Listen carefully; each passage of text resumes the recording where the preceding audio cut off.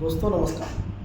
हम लोग अभी तक सारे प्रोटेक्शन के बारे में धीरे धीरे करके जान रहे हैं, लेकिन एक चीज़ जानना भी बहुत ज़रूरी है कि फॉल्ट होता क्या है, क्योंकि फॉल्ट को समझना सबसे ज़रूरी है। जब जब आप प्रोटेक्शन को डिस्क्राइब कीजिएगा, प्रोटेक्शन के फिलॉसफी को समझिएगा, या हम लोग जो वीडियो बना के डाल रहे हैं तो उससे आपके दिमाग में फॉल्ट के बारे में, प्रोटेक्शन के बारे में जो जानकारी आएगी, तो उसमें सबसे बड़ा क्वेश्चन ये होता है कि फॉल्ट कहते किसको है, फॉल्ट होता क्या है।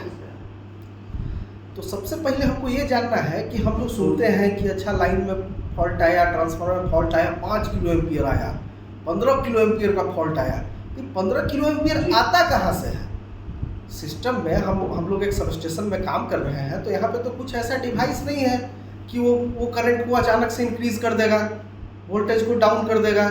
वो तो डिवाइस नहीं है। हाँ, बस रिएक्टर, लाइन रिएक्टर यूज़ किया जाता है, लेकिन उसका लिमिटेशन है। वो तो 5 के भी वोल्टेज डाउन करेगा, लेकिन फॉल्ट के टाइम में तो 100 के भी वोल्टेज डाउन हो जाता है।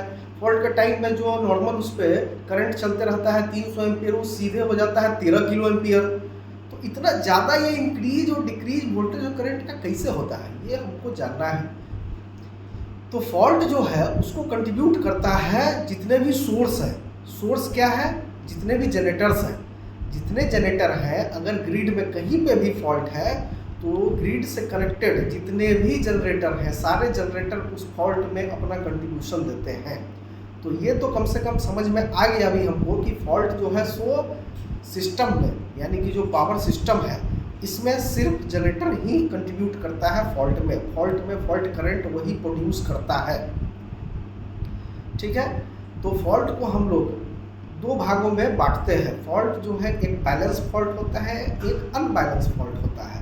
बैलेंस फॉल्ट हम लोग बोलते हैं पॉजिटिव सीक्वेंस फॉल्ट को, और अनबैलेंस फॉल्ट बोलते हैं नेगेटिव सीक्वेंस फॉल्ट को और जीरो सीक्वेंस फॉल्ट को। अब समझना है पॉजिटिव सीक्वेंस फॉल्ट क्या होता है, जीरो सीक्वेंस फॉल्ट क्या होता है। तो पॉजिटिव सीक्वेंस फॉल्ट है बैलेंस फॉल्ट, यानी कि 3 phase short circuit, 3 phase short circuit with ground. ये दो फॉल्ट जो है सो बैलेंस फॉल्ट हो गया। अब आते हैं अनबैलेंस फॉल्ट में, यानी कि single phase fault, phase two phase fault, double phase two ground fault. ये सारे अनबैलेंस फॉल्ट होते हैं। ठीक है, अनबैलेंस फॉल्ट में ही हमको, जो हम लोग बोलते हैं कि न्यूट्रल में करंट गया, हम लोग सुनते हैं कि न्यूट्रल में इतना करंट गया है, तो न्यूट्रल में करंट हमेशा ही अनबैलेंस फॉल्ट में जाएगा, बैलेंस फॉल्ट में न्यूट्रल में करंट नहीं जाएगा।